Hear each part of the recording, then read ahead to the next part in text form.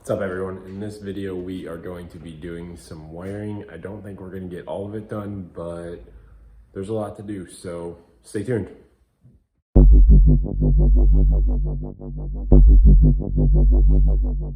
So starting off, I am working on rewiring the bedrooms, and in the last video you saw why I needed to do that, and if you didn't, make sure you go back and check that out. But my brother is working up in the bedroom section and I'm working underneath the house in the basement, and I am just feeding him the wires and then jumping into the next outlet because that's the easiest way to do it in this scenario rather than running it through the walls and ripping down all the drywall. And from there we started working on the living room, and for that I needed to be in the garage because it was directly underneath it. So again, I am just feeding him the wire from underneath, and I'm connecting the old one to the new one and letting him pull it through, and then I'm just working my way over to the next outlet from there. And that is kind of my tactic. I just feed it up to him, then run it to the next outlet, and then feed it up to him again, and just repeat the process until we hit the end of the run.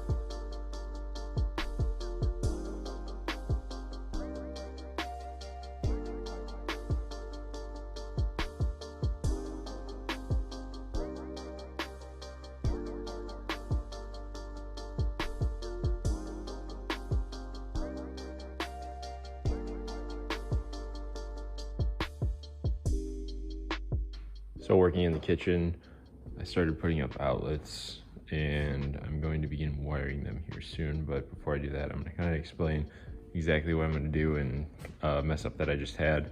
So in this corner is going to be a pantry. So these two are a little bit different in height. So I'm going to have a shelf in the pantry at 36 inches to match the countertop height, and it is going to hold the microwave, and you can see that little black line there. That's going to be 36 inches, and that is going to be the outlet for it, and that will have its own circuit. Then moving over to the next one, you got your fridge, and that's going to have its own circuit.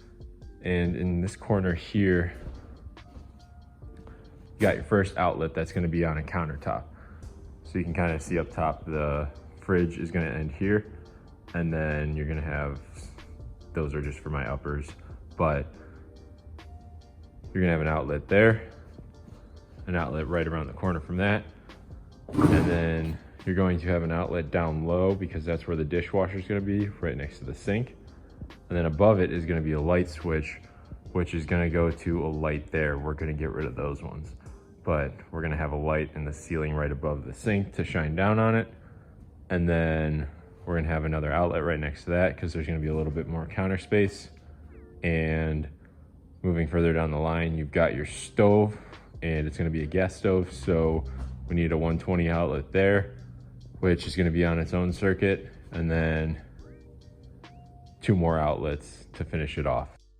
Now, something I messed up on was I originally had an outlet right here, but what I didn't notice when I was drawing everything out was that outlet was going to be right above the stove, which is going to deem itself pretty much useless because you'll never plug something into it above the stove and let the wire hang out over the stove onto the countertop. So I had to make a quick game time change and move this outlet over 1 stud, and that outlet used to be right there, so I also moved it over 1 stud. So if you look on the floor, that crossbeam is going to land right where the countertop starts, and that one's going to land right where it ends. So it's going to be right over the countertop, and it'll for sure work way better than the outlet being above the stove, but I think that'll look pretty good as far as when it's finished. All right, so I quickly drew up my wiring diagram, and here's what I'm going to do. So the microwave is going to get its own dedicated circuit. The fridge is going to get its own circuit because that thing's going to be running all the time, and I don't want to be running off of anything else. So each outlet that is going to be on the countertop is going to be counted for 500 volt amps because you can plug an appliance into it is theory.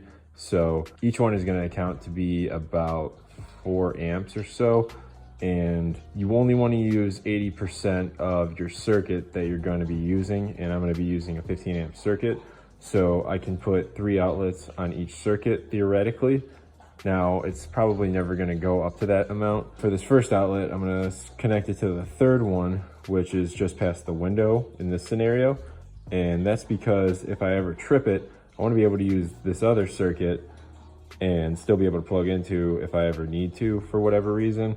And this next one around the corner is going to be tied in with the other 2 outlets that are at the end of the counter. And then your dishwasher is going to be counted as 1000 volt amps because it takes more power, and I have that worked in with a switch which is going to go up to the light, and then another outlet that's going to power the under cabinet lighting. So theoretically that one is going to be 1160 because we have a light up there, and that is going to count as 100 because it's not going to be an actual appliance outlet. It's going to be hidden above the cabinet, above the fridge. And then this one is going to be my stove, which is going to be connected to my island, and that'll come out to 800 volt amps theoretically, but in reality it's probably a little more because of that mini fridge. I counted it as 100 volt amps because I couldn't find an exact answer for what it counted as, but in reality it's not going to be more than 500. So even if it were 500, I wouldn't be landing at that 15 amps.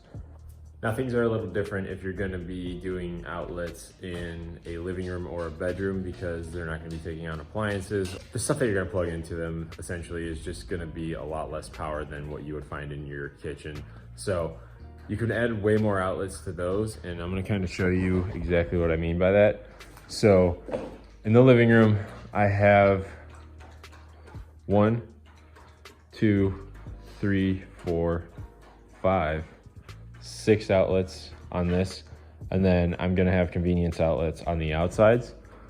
And the way that I calculated this was that I can have 8 outlets on a 15 amp breaker, or I could have 10 outlets on a 20 amp breaker. If you're ever wiring something, do your research and make sure you're doing it right, and you should be all right.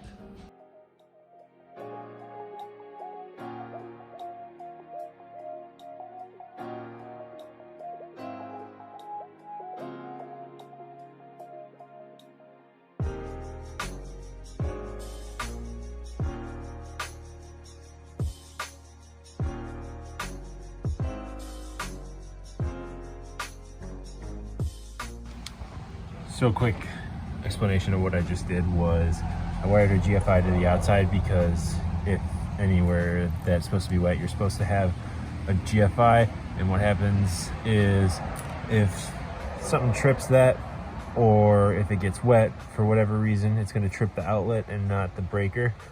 So I have this in the middle of my living room outlet circuit, and I didn't want it to trip inside if the GFI ever has an issue where it breaks, because it'll knock out almost my whole living room as far as outlets go. So what I did was wire both of the outlets, the line and the load, to the line.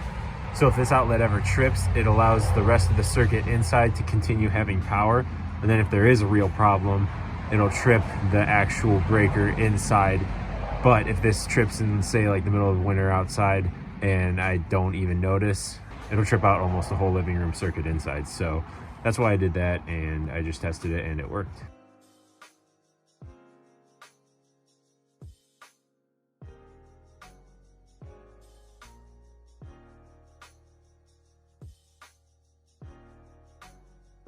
And just like that, we've got a nice safe exterior outlet. I am gonna have to caulk around the side because it is showing a little bit of the hole because I had to cut it wider.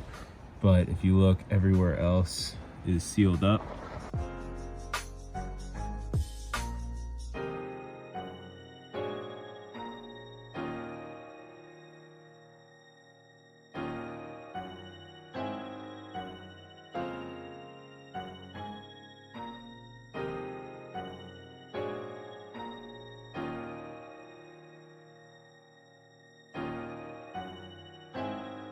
All right, so my phone died the other day while I was doing that, but I got one of the wires for the microwave completely wired in upstairs, and it is poking out through there.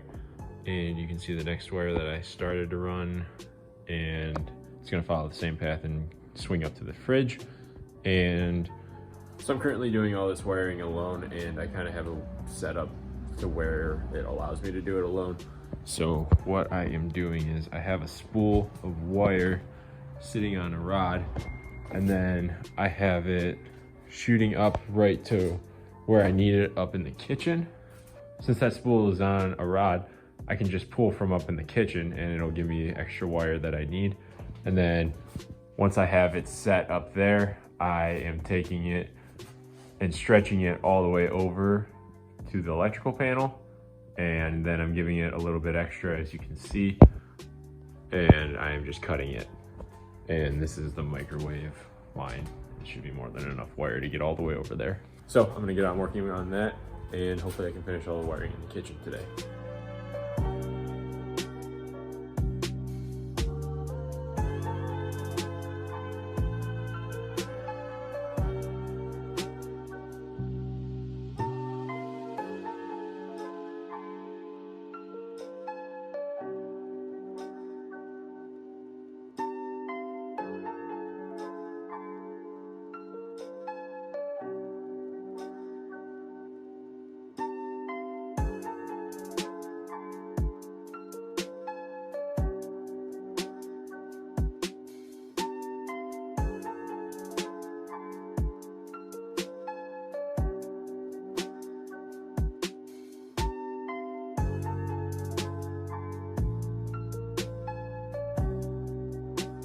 All right, so I just finished wiring the kitchen, and I did everything except the island. I can't do the island until I get my cabinets in, so right now I'm just gonna hold off on that, but there's only one circuit that's gonna be running the island.